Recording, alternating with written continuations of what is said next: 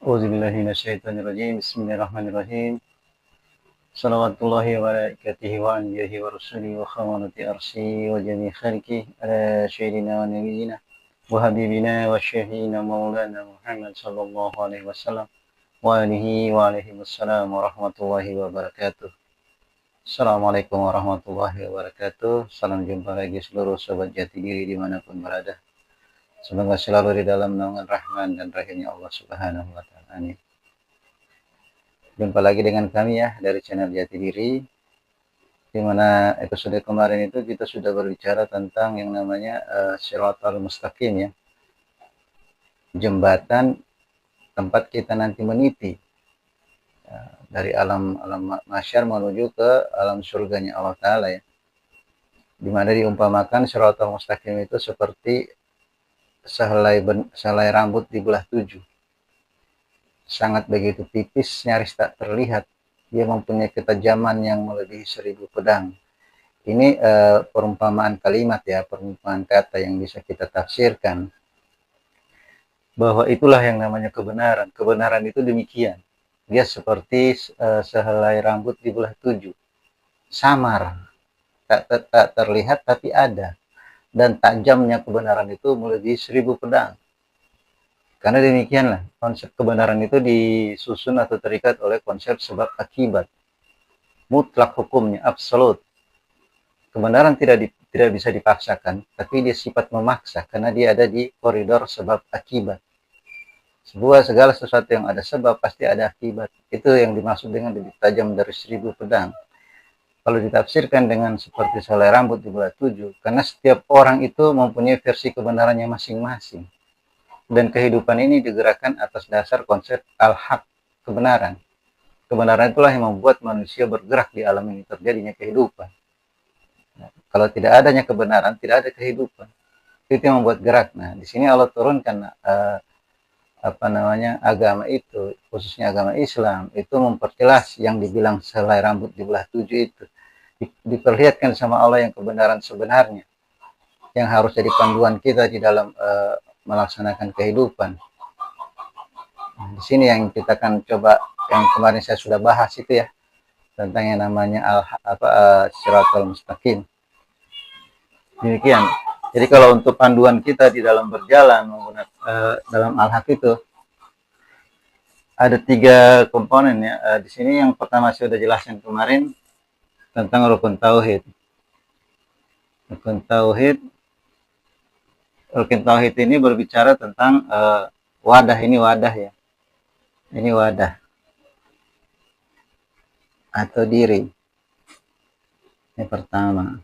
Kedua, rukun Islam. Ini aturan. Ini aturan atau panduan ya. Panduan hidup. Yang ketiga, rukun iman. Keyakinan. Ini berhubungan dengan keyakinan. Nah, ketiga aspek inilah yang dinamakan dengan al-haq. Yang dibilang kebenaran ini, 3 unsur ini. Rukun tauhid, rukun Islam, dan rukun iman. Inilah yang dibilang al-haq, yang sehelai rambut dibelah 7. Islam menurunkan konsep ini. Jadi sehingga manusia berjalan di alam ini tidak dengan obsesi atau persangkaan dia tentang kebenaran, sehingga dia bisa meniti hidup itu yang selayaknya hidup, selayaknya dirinya sebagai manusia. Dia bisa menemukan jati dirinya dengan melakukan metode yang ada di Islam ini, rukun iman, rukun tauhid, rukun Islam, dan rukun iman. Ini yang dibilang al-haq itu, selai rambut dibelah 7 ini, al-haq ini. Demikian ya. Di sini saya ingin mempertegaskan lagi tentang ini, di mana kita mengaplikasikan ini sebenarnya hakikat dari Allah menciptakan alam semesta ini ya. Saya kembalikan lagi dalam konsep awal tentang kehendak dia di dalam alam ini. Semata-mata alam ini dia cipta untuk menunjukkan eksistensi dia. Dia ingin dikenal, dia ingin diketahui bahwa dia itu ada, sehingga dia menciptakan alam semesta ini dengan wadah.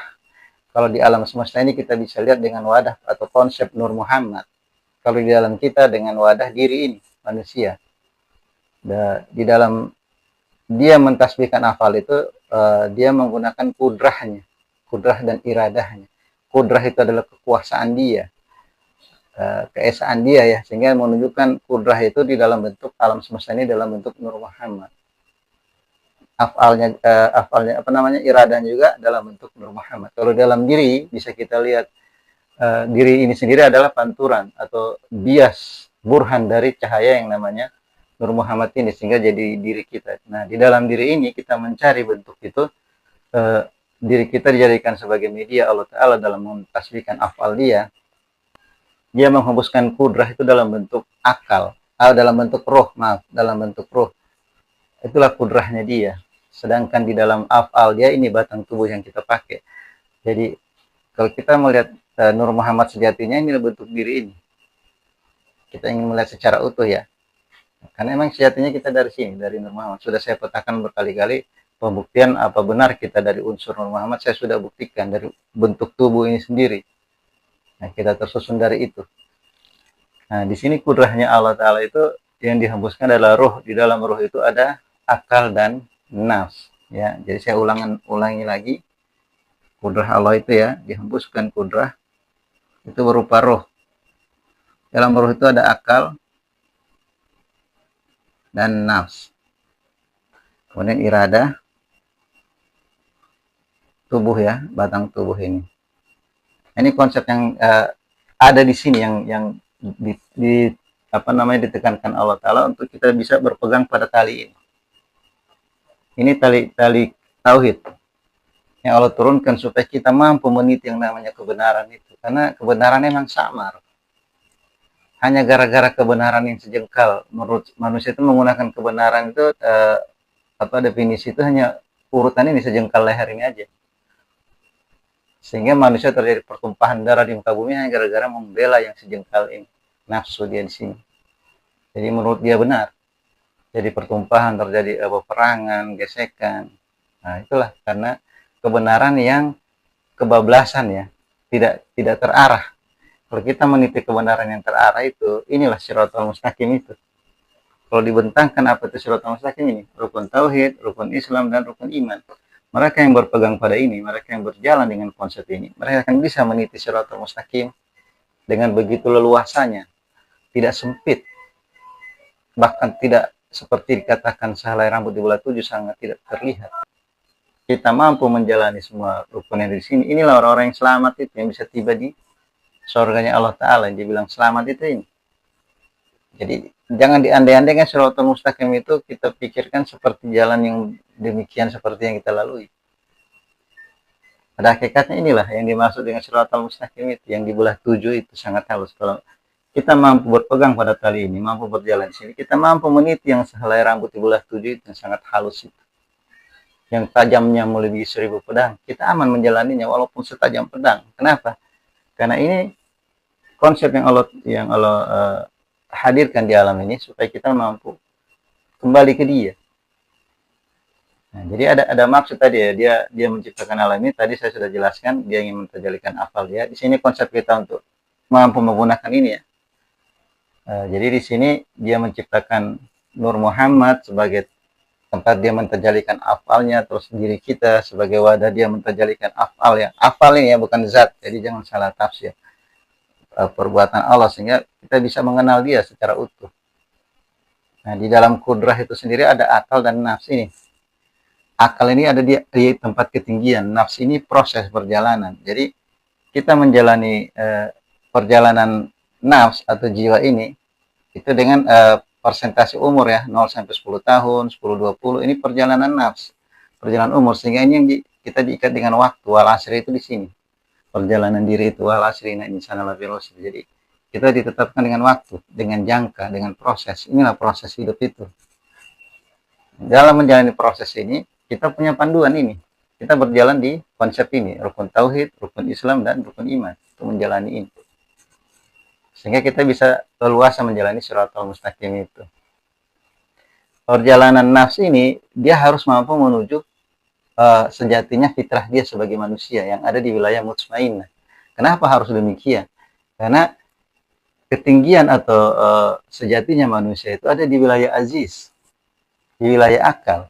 Kita sudah dikasih akal sejati, yang dibilang manusia itu yang berproses atau berpikir dengan menggunakan kemampuan akal, ya, kemudian kemampuan ini syudur, kemampuan kesadaran. Jadi di sini kesucian, sini kesadaran, sini kesaksian. Ini proses perjalanan. Inilah dibilang manusia sejati. Kalau hewan, fitrah hewan itu fitrah alam bawah, berkisar alam perut sama alam syahwat, alam kelamin. Kenapa? Karena pola pikir hewan memang demikian.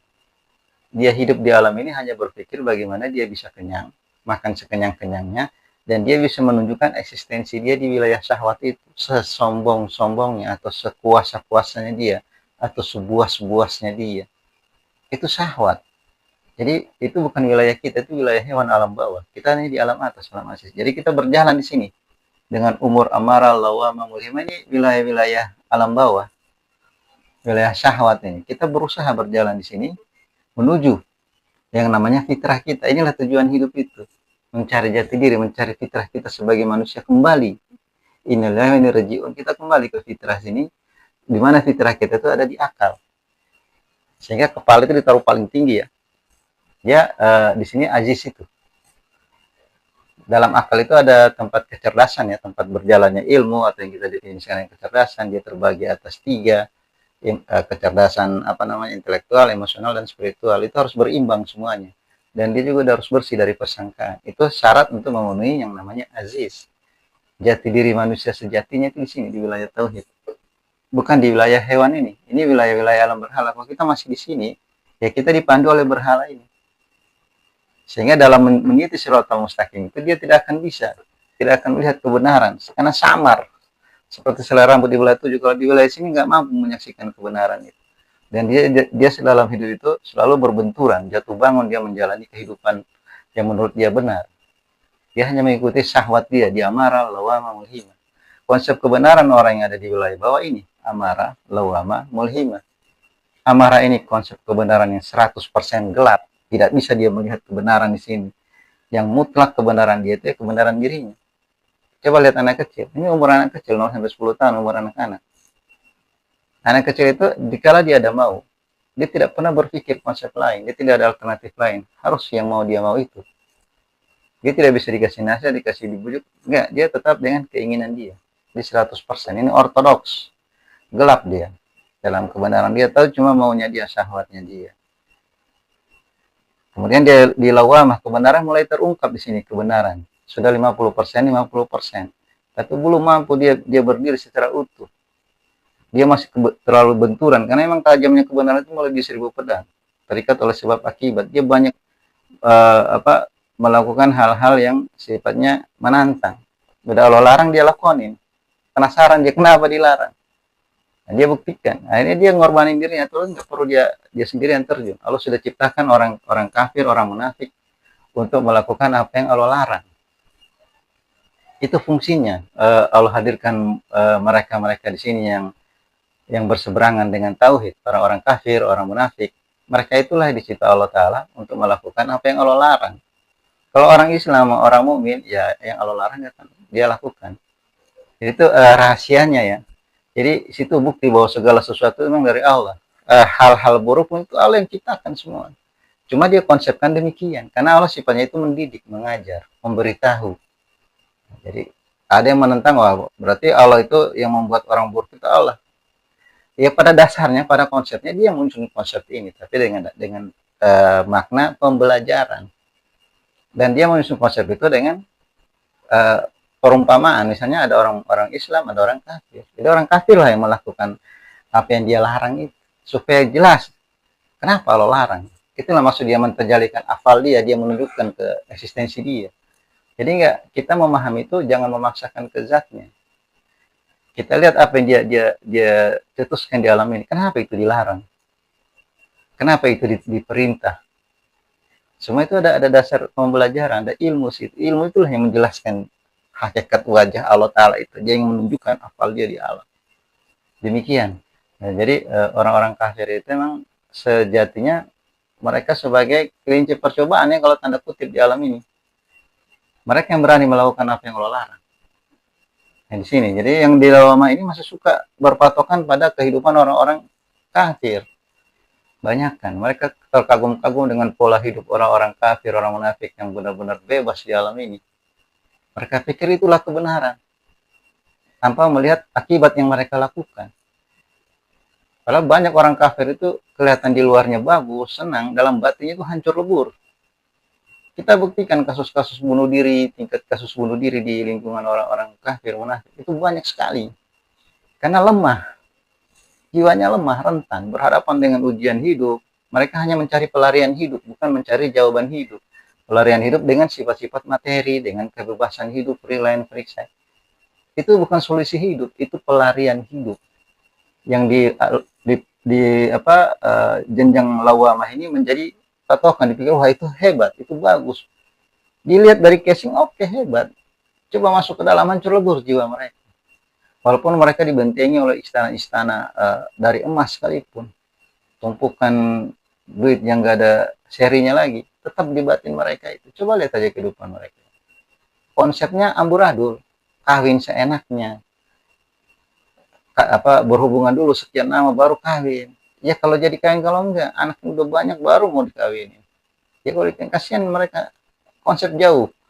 Sama halnya dengan konsep binatang, hanya sekedar bertemu, syahwat selesai, tidak ketahui juntrungannya siapa, mazhabnya dari mana.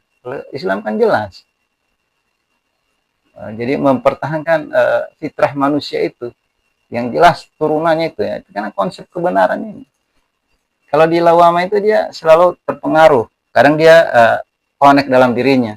Oh ini salah, oh ini benar. Dia udah mulai bisa, tapi untuk mengambil aksi, untuk mengambil tindakan, kadang dia lemah. Ini lawama. Karena dia masih 50% benar, 50% masih gelap. Masih didominasi, suka dipengaruhi yang 50%. Perjalanan kebenaran kedua ini di mulhimah. Mulhimah ini sudah 70% benar, 30% masih gelap. Dia masih kalah, kadang 70% itu kalah sama yang 30%. Dia sudah ngerti konsep kebenaran, bahkan dia sudah bisa praktek kebenaran, dia sudah bisa melakukan hal-hal yang benar, ibadah, tawakal segala macam, dia bisa melakukan hal itu. Bahkan dia bisa menjelaskan kebenaran, dia jadi kiai, jadi ulama. Tapi yang 30% ini, kadang dia tidak perhatikan, justru yang 30% ini yang suka menghancurkan 70%. Apa itu? Ego. Masih merasa paling benar. Di sini nih, di bahaya. Jadi kebenaran itu kadang orang klaim bahwa dia itu yang benar. Makanya Allah pandu di sini ya, supaya kita ingat kembali ke diri, rukun tauhid, rukun Islam, rukun iman. Kalau enggak, kita mengklaim kebenaran itu punya kita. Apalagi kita sudah jadi seorang kiai, jadi ulama. Gacor kita menjelaskan ke orang. Bisa kita menyadarkan orang. Tapi dikala itu ke kita, nggak kepake ilmu itu. Hanya jadi aksesoris di luar, hanya untuk kebanggaan, untuk pamer sana-sini, untuk mencari gemerlapnya materi. Kadang dia dikalahkan oleh yang 30% itu. Dikala dia dikasih tahu, para ulama itu biasanya ya, yang sudah mempunyai gelar-gelar kedudukan di ahli-ahli ilmu, para ulama, itu susah sekali dia nasihati. Mereka itu terlalu otoriter, tidak bisa diintervensi. Apa yang mereka statement itu harus jadi. Karena mereka tahu kebenaran. Jika mereka dikoreksi, mereka akan menggunakan senjata-senjata kebenaran untuk membenarkan diri. Jadi bukan kebenaran yang mereka hadirkan, tapi pembenaran. Nah ini akibat dari yang 30% tadi. Ego itu yang belum tuntas dibersihkan. Sehingga 3 nafsu inilah, 3 perjalanan ini yang masih tersandung di api neraka. Ini akan dibakar. Nah, Allah membantu kita dalam berjalan di wilayah ini. Salah satunya bantuan Allah itu ya diturunkannya Al-Quran sebagai panduan, hadis-hadisnya Rasulullah sebagai panduan, diturunkan para nabi, para rasul, para wali Allah, para tabi'in untuk membantu kita di sini. Nah, kemudian ada juga bantuan Allah lainnya, apa itu? Bulan Ramadan. Allah turunkan untuk mampu kita berlatih di sini. Ini 10 hari pertama, 10 hari kedua, 10 hari ketiga. Di sini baru kita minal aidin wal faizin mutmainnah. Jadi yang kita lakukan di bulan Ramadan itu mencoba mengekang ini amarah, berlatih melawan amarah, berlatih kita mengendalikan amarah, berlatih kita mengenal apa itu namanya amarah. Kemudian lawamah, mulhimah. Kenapa bulan Ramadan? Bulan Ramadan itu konsep kita menahan diri, hawa nafsu. Jadi hawa nafsu itu hanya bisa dikalahkan dengan menahan diri. Yang ditahan apa? Ya itu tadi, nafsu alam bawah, alam perut. Khususnya makanan, minuman, syahwat. Karena hanya itu senjatanya. Ini dibakar di api neraka ini 300 tahun dibakar, 300 tahun dibakar, 300 tahun dibakar. Tidak ngefek, tidak ngaruh sama sekali. Dia tetap dengan egonya. Kalau ditanya Allah siapa aku, siapa kamu, sudah sekian lama dibakar, jawabannya tetap sama. Lu gue. Itu dengan Allah bilang aku ya kau. Tapi dikala ditahan nafsunya sama Allah Ta'ala selama 100 tahun di mutmainah ini, tunduk dia. Baru diakui. Aku hambamu, engkau Tuhanku. Pengakuannya sudah benar, cuma walaupun masih tidak beretika ya. Tapi dia sudah tiba di mutmainah, 100% sudah terang. Tidak hanya mampu melihat, tidak hanya mampu melakukan, dia bisa menyaksikan secara hak di sini di mutmainah. Setelah kesaksiannya benar di sini, utuh, baru dia bisa berserah. Dia bisa menjalani di Shiratal Mustaqim itu di sini. Yang dia bisa melihat seutuhnya yang dibilang sehelai rambut di belah 7 itu terlihat bagi dia bukan sehelai rambut yang di belah 7 titik itu, tapi dibentangkan seluas alam jagat. Sehingga dia berjalan pun melenggang seenaknya, dia bisa selamat. Nih, orang yang sudah melihat kebenaran secara utuh. Tidak ada lagi keterpaksaan, tidak ada lagi keraguan. Jadi yang dibilang pedang lebih tajam dari 1000 pedang itu persangkaan itu tadi. Ada keterpaksaan, ada keraguan, ada ketakutan, ada kepanikan, ada keresahan. Itu yang dibilang lebih tajam dari 1000 pedang. Orang menjalani kebenaran itu ragunya di situ. Takut dia. Jangan-jangan. Resah, gundah, gulana. Sini Allah bantu kita ya sebenarnya untuk lebih lebur di sini. Di perjalanan ini, kita bisa lebih khusyuk di dalam perjalanan ini. Allah bantu dengan caranya. Apa itu? Dia kasih ujian. Ujian itu sebenarnya jembatan. Supaya kita menjembatani antara ruh sama jasad. Kalau nyatu ini ruh sama jasad, jiwa sama nafsu ini nyatu, itu yang dibilang kesadaran. Sehingga Allah hadirkan ujian, supaya dia sadar, oh, dengan ujian itu di mana posisi dia. Supaya dia segera, fastabiqul khairat, segera masuk di mutmainnah. Jangan sampai umurnya 50-60, tapi kelakuan masih di umur anak-anak. Rata-rata begitu, orang 50-60, apalagi 70. Banyakkan yang pikun. Itu suka marah-marah di umur sini.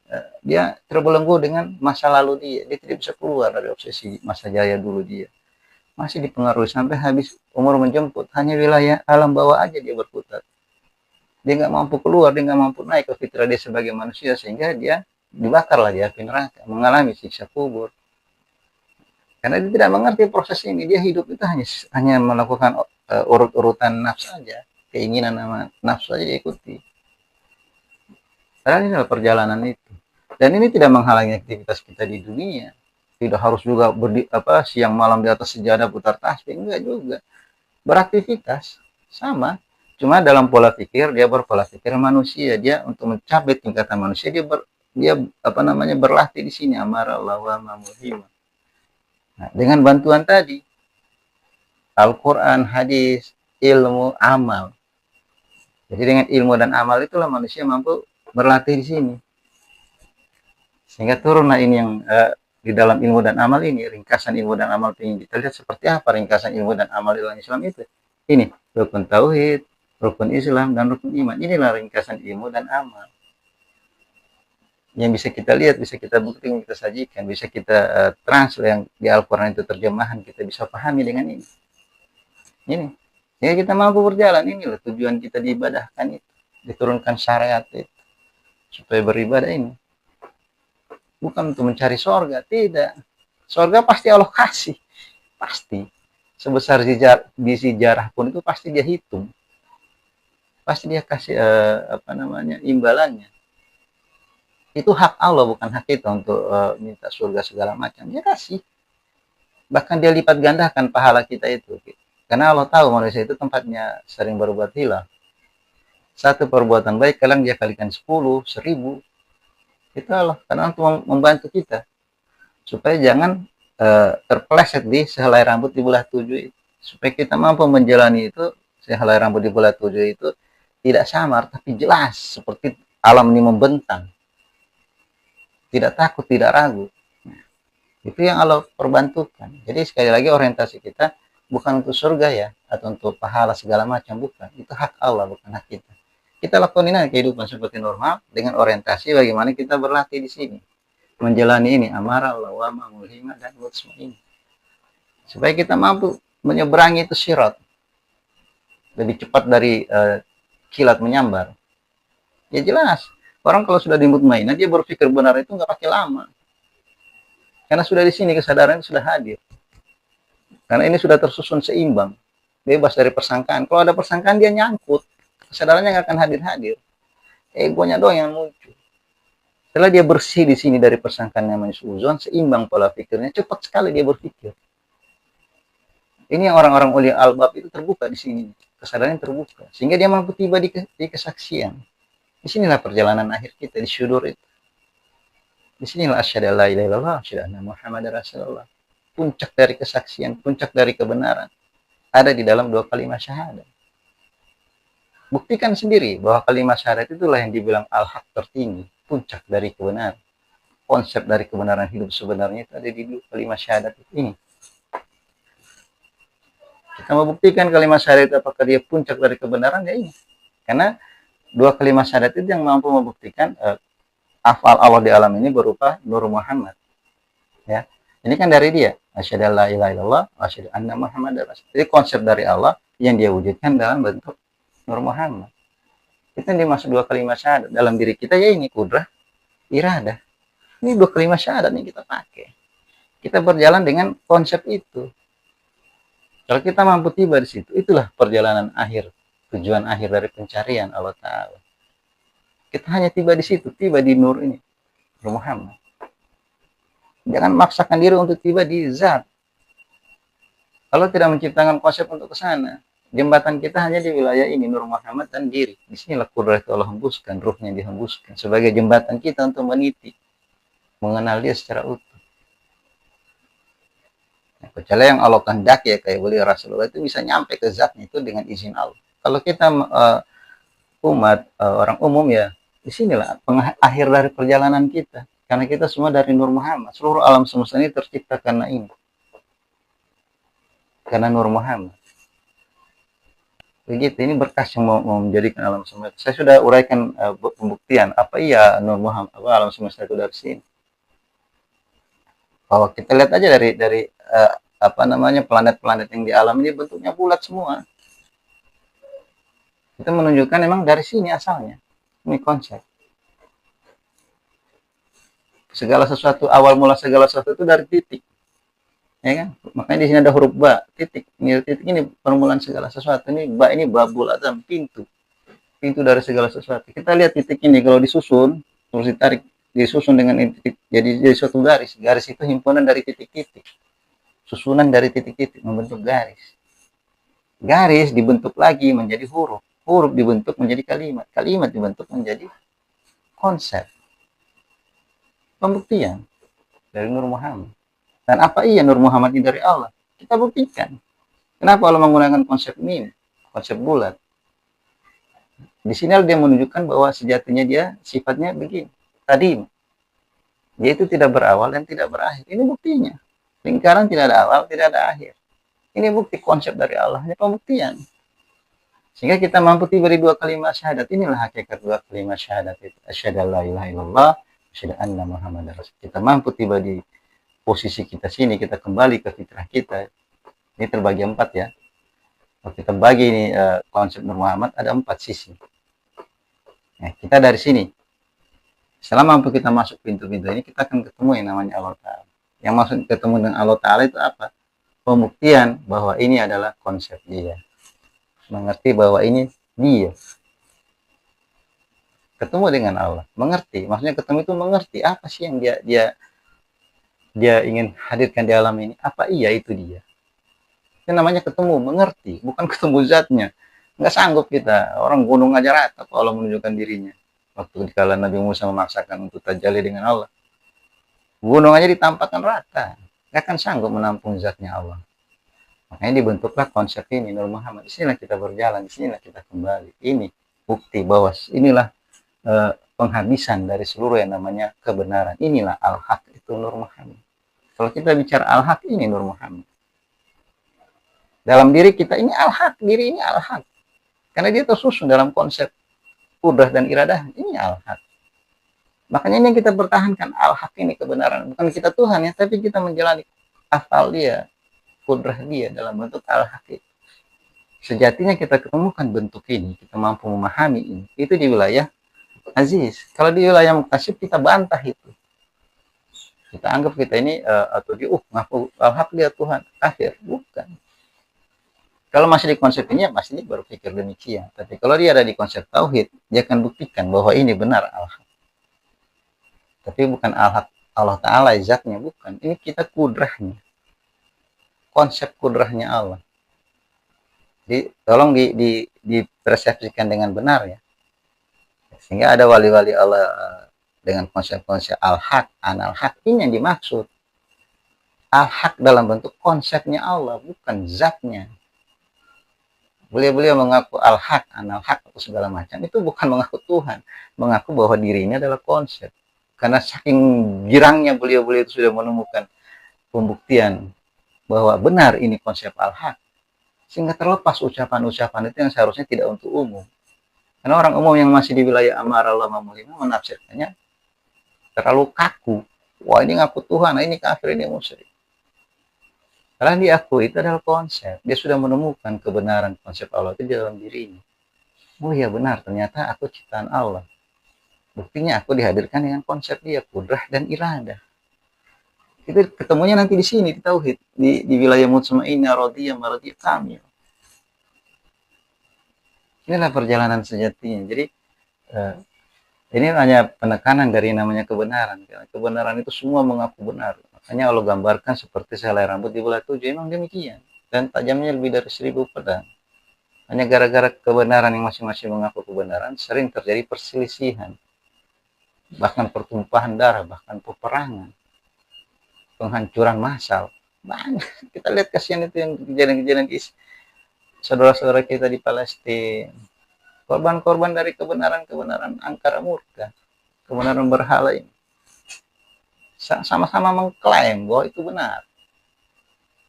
Padahal jelas-jelas itu sudah melakukan pelanggaran hak asasi. Hak asasi pun cuma konsep yang akal-akalan dari kebenaran yang mereka akal-akalin. Konsep kebenaran sejatinya ini. Rukun tauhid, rukun Islam, dan rukun iman. Inilah konsep kebenaran yang sebenarnya. Kita mampu jalani ini, kita bisa menjalani yang selai rambut di belah 7. Tidak samar, tapi lebih luas dari alam ini. Membentang dia seluas alam. Jagat raya. Jadi dia berjalan seenaknya di situ, tidak akan terjerembab dia, tidak akan terpleset dia, tidak akan terbentur dia. Kalau dia berjalan di sini. Demikian ya, jadi sejatinya kita melakukan perjalanan itu dengan konsep ini, dengan prakteknya di sini ya, perjalanan diri. Inilah tujuan hidup kita, berjalan di sini. Mau kita mau iyakan atau tidak iyakan, kita mau sadari tidak sadari, kita berjalan di atas dasar umur. Tadinya aku masih umur 10 tahun, nggak taunya. Tadinya masih anak-anak, sekarang sudah bisa punya anak, sudah bisa bikin anak. Nggak nyadar kan? Tahu-tahu udah nggak sadar udah tiba di umur kepala 5. Sama sekali nggak ngerti. Padahal pola pikir kita masih pola pikir anak-anak. Dalam diri aja masih merasa umur masih ABG aja. Kalau kita udah jelas-jelas yang malah mengacau, sudah pada keriput, sudah pada penyok di muka, udah sakit-sakitan. Dulu bawaan kita minyak wangi kemana-mana. Sekarang yang kita bawa apa? Minyak angin, fresh care, balsam. Berubah konsep. Kita nggak sadar, kita hanya buang-buang umur aja. Sehingga tiba waktu selesai, ketemu dengan namanya maut, ya kita masih di sini aja nggak bergerak. Ya tolonglah kita sama-sama selaku umat Rasul yang Allah anugerahkan ke kita ya. Kita itu makhluk yang Allah sangat tinggikan, yang sangat Allah muliakan, sangat Allah agungkan. Melebihi malaikat, coba. Manusia yang Allah pilih menterjalikan afal. Itu kenapa malaikat suruh sujud ke Nabi Adam. Itu maksudnya. Karena ketinggian manusia itu yang Allah kehendaki sebagai tempat dia menterjalikan afalnya berupa kudrah dan iradahnya. Kita selaku manusia itu yang tolong kita perjuangkan, itu yang kita selamatkan, itu yang kita pertanggungjawabkan di hadapan Allah. Jadi jangan asal hidup ya, jangan asal hidup seenaknya. Karena hidup ini memang tidak ada, hidup ini tidak bisa dibatasi oleh mati ya. Mati itu justru awal dari hidup. Jangan berpikir kita mati sudah selesai semuanya. Kata siapa? Kita di alam ini baru belajar hidup, belajar berjalan di hidup. Ini baru belajar hidup. Amarah, lawama, ini menyeimbangkan ruh dan jasad, itu belajar hidup menuju yang namanya kamil, kesempurnaan. Kalau kita sudah keluar dari alam itu berarti kita sudah hidup yang sebenarnya. Kita hidup sebenarnya masih di wilayah ini ya. Kita di wilayah hewan, kita dihidupkan dengan konsep hewan. Kita nggak lulus dalam hidup, rugi, rugi sangat rugi. Sehingga manusia, kalau hewan mending ya mati selesai jadi tanah. Nah kita mati masih diproses dan selama-lamanya pihak abada, tidak ada habisnya. Terbayang nggak kita hidup dalam derita selama-lamanya? Nah, derita itu ini amarah lama karena di dalam api neraka ini dibakar selama-lamanya. Makanya jangan mau di situ, kita harus mampu tiba ke fitrah kita ke manusia. Jadi, Allah bikin surga itu buat manusia, bukan buat binatang. Begitupun dengan jin. Yang menikmati surga dan neraka itu jin. Mereka yang diizinkan Allah Ta'ala itu dalam berproses. Jadi selayaknya kita mampu tiba di kudrah kita sebagai manusia, sebagai hamba yang kami. Demikian lebih dan kurangnya. Wabillahi taufiq wa hidayah. Wassalamualaikum warahmatullahi wabarakatuh.